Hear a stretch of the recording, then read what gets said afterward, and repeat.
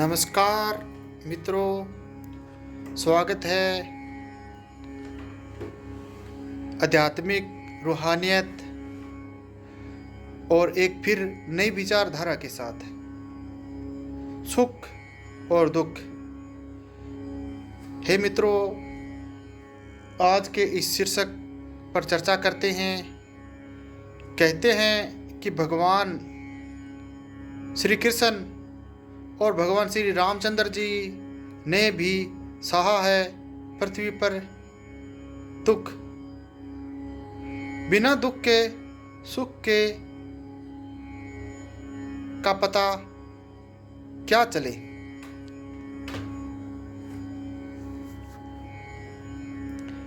हे मित्रों, अधिकांश लोग भूतकाल के दुख से पीड़ित हैं, जबकि भूतकाल जा चुका है।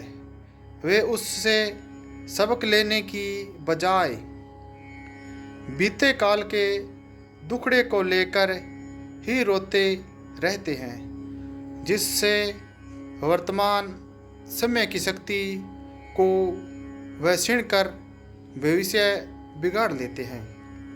आइए जानते हैं सुख और दुख का जीवन में क्या महत्व है और जीवन का सबसे बड़ा दुख क्या है। हे मित्रों, कहते हैं कि संसार में मनुष्य इतना भाग्यवान नहीं है जिसकी किस्मत में हमेशा सुख ही सुख पाना लिखा हो। भगवान की अनोखी व्यवस्था है कि प्रत्येक व्यक्ति को इस संसार में सुख दुख दोनों को ही भोगना पड़ता है। फर्क सिर्फ इतना है कि पूर्व जन्मों के कर्मानुसार एक व्यक्ति के खाते में सुख के पल दुख के क्षणों में कुछ ज़्यादा जमा होते हैं। हर व्यक्ति के एक से दिन कभी नहीं होते। आज जो सुखी है वह कल सुखी होगा। जो आज सुखी है वह कल अपने पूर्व जन्म के कर्म द्वारा दुखी भी हो सकता है, क्योंकि सुख और दुख रथ के पहिए की तरह घूमा करते हैं। अंततः व्यक्ति को चाहे दुख आए या सुख, दोनों को सहन करना चाहिए। दुख है तभी सुख के महत्व को समझ सकते हैं। अगर जीवन में सुख मिले तो मानव अपनी प्रवृत्ति अनुसार सुख से भी मुंह मोड़ ले। संसार दुखों की खान है। जो भी इस संसार नश्वर में जन्म लेता है उसे दुख तो सहना पड़ेगा ही। कहा जाता है कि सांसारिक दुख पृथ्वी लोक पर जन्म लेने का टैक्स है, जिसे सबको चुकाना पड़ता है। ऋषियों, महाऋषियों, महापुरुषों, यहाँ तक कि भगवान के अवतारों को भी पृथ्वी पर जन्म लेने के साथ दुख भी सहना पड़ा है।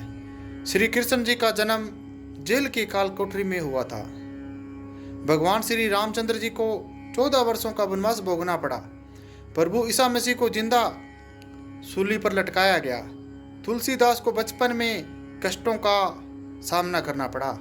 लेकिन यह सांसारिक दुख तो कुछ नहीं है। सबसे बड़ा दुख तो जन्म और मरण का है। मित्रों, बड़े बुजुर्गों के अनुसार जन्म और मरण को महादुख माना गया है।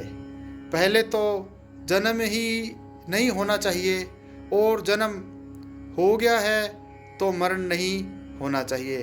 अधिकांश लोग भूतकाल के दुख से पीड़ित होते हैं, जबकि भूतकाल जो जा चुका है वे उससे सबक लेने के बजाय बीते काल के दुखड़े को लेकर ही रोते रहते हैं, जिससे वर्तमान समय की शक्ति को वह छीन कर भविष्य बिगाड़ लेते हैं। इसी प्रकार वर्तमान एवं भविष्य दोनों को ही बिगाड़ देते हैं। ऐसी स्थिति में उसकी दशा क्या बनती है, इसका उदाहरण संत तुलसीदास जी ने रामायण रामचरित्र में प्रस्तुत किया है। वैष्टिक बैठता है। गृहित पुनि बात बस तेही पुनि बीछी मार, तेही पिआई बारूनी कहू का उपचार। अर्थात भावार्थ रूप से एक तो गृहस्थ का बोझ, ऊपर से गृहों की गृहस्थी और साथ में वायु रोग हो और उस पर बिच्छू ने काट लिया हो।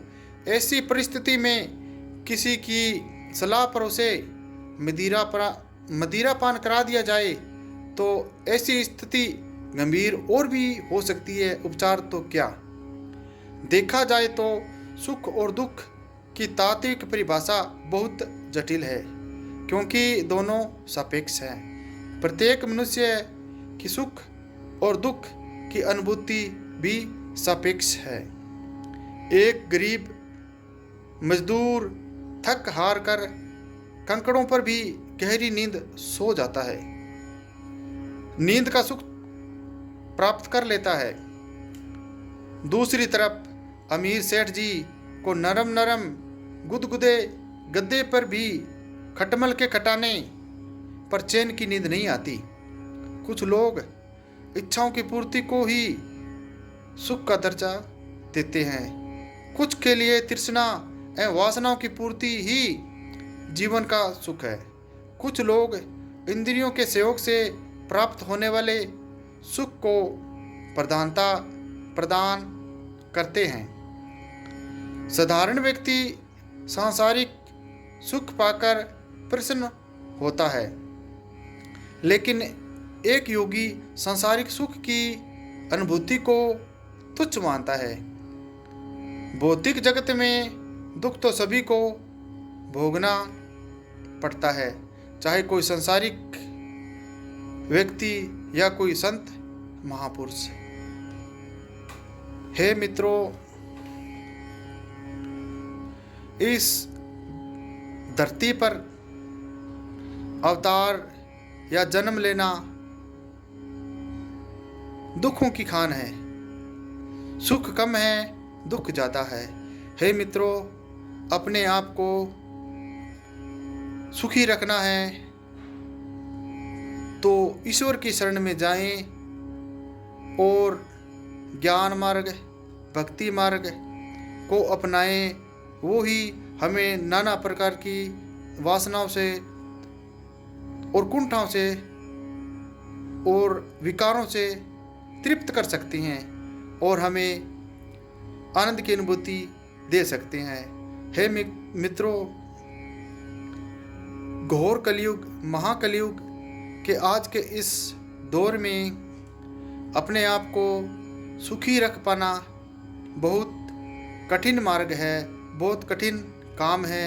हे मित्रों, अपने आराध्य वशिष्ठ की शरण में जाओ और मेडिटेशन का जाप करने, ध्यान साधना करें। अपने मन में अपने आराध्य, अपने वशिष्ठ का उच्चारण करें, बताए गए मार्ग पर चलें।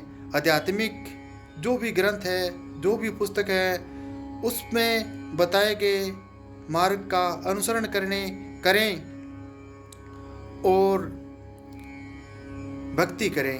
हे मित्रों, ईश्वर की प्राप्ति करना और उसको महसूस करना ही ईश्वर की प्राप्ति है। उसकी रहमत को हासिल करना, महसूस करना ही ईश्वर की प्राप्ति है।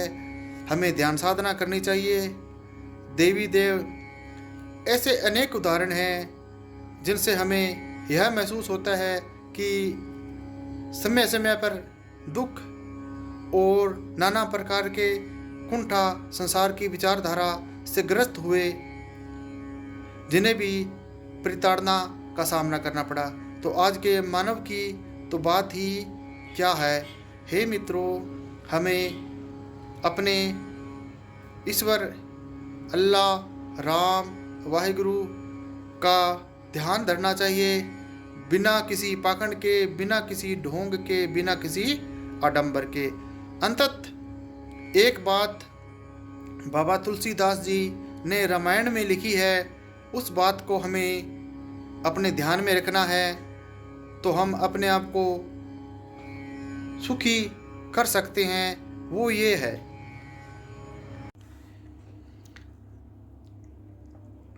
हे मित्रों,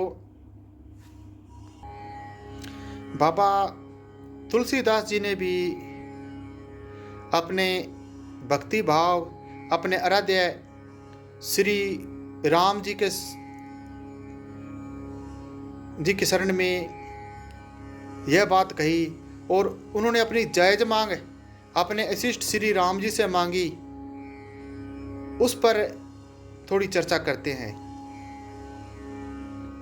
भगवान श्री राम जी से अपने आराध्य की प्राप्ति करने के लिए बाबा तुलसीदास जी ने एक पंक्ति, एक शब्दार्थ में कहा। क्या कहा? वो इस प्रकार है मित्रों, उसका हमें अनुसरण करना चाहिए। बाबा तुलसीदास जी ने स्पष्ट कहा, चहुना सुगति सुमति संपत्ति कछु, रिद्धि सिद्धि न विपुल बुढ़ाई, हेतु रहित राग अनुराग विराग, राम पद बड़े अधिकाई।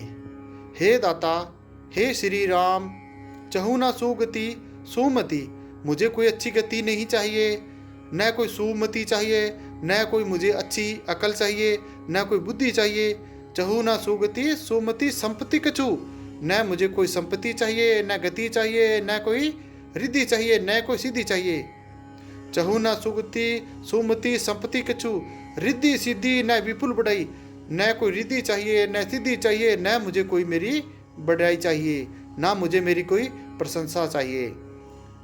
चहुना सुगति सुमति संपत्ति कछु, रिद्धि सिद्धि न विपुल बढ़ाई, हेतु रहित, और इन सबसे मुझे मुक्त कर दो।